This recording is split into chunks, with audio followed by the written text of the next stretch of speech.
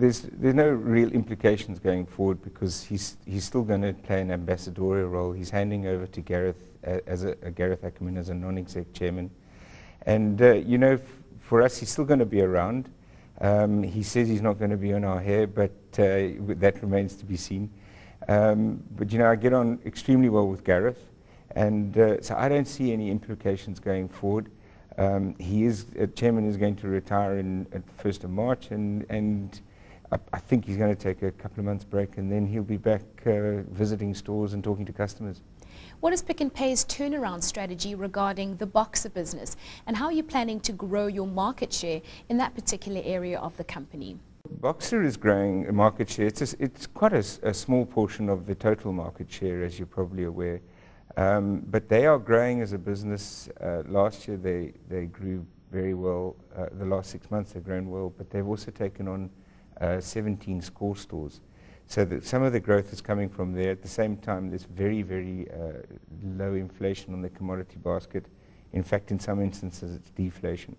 But the Boxer business is really well run, and it really niches to the LSM 1 to 4, where Pick n Pay is probably 4 and upwards.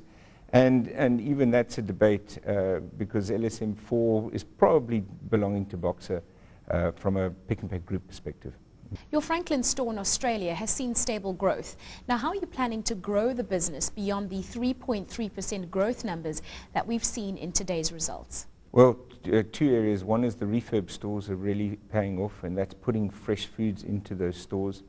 Aubrey will have done 22 stores by the end of this year. The growth in those stores is looking very good. It's much more than the growth in the other stores. And the other thing is new stores. I think he's confirmed 4 for next year and 6 for the following year. So we believe that going forward, it's starting to look much better for Australia. For Pick n Pay's South African operations, what sort of pressures have affected your profit margins over the past 6 months, and what have you done in terms of strategy in order to mitigate these pressures? We have a South African market at the moment in a recession. Indications are that hopefully that'll come to an end pretty soon. But the last couple of months has been the toughest. You've had inflation, I call it plummeting, since March this year. It's been 3%. All your commodity prices are lower than last year. Things like sunflower oil, 40% down. So that's had its own challenge in growing the business at a time when inflation is in the main basket going southwards. And at the same time, you've had a lot of expense pressure, things like electricity. And I think it's a big issue coming for South Africa. Our electricity bill is up 40%.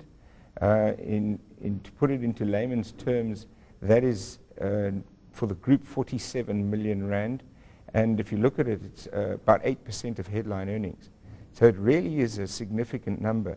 And then what's being talked about going forward, I'm not so sure that the government and Eskom and business should be allowing this to happen. We should be looking for alternative ways of doing this because of what the damage that it can do to our economy. So what are Pick n Pay's plans for African expansion, and how are you planning to extend Pick n Pay's footprint on the African continent? I heard in your presentation earlier that you were going to take a rather cautionary approach.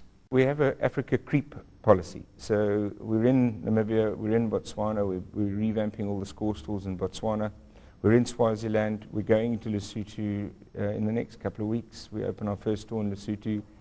And then we're busy with looking at a relationship in Mozambique, a master franchise relationship, similarly in Angola.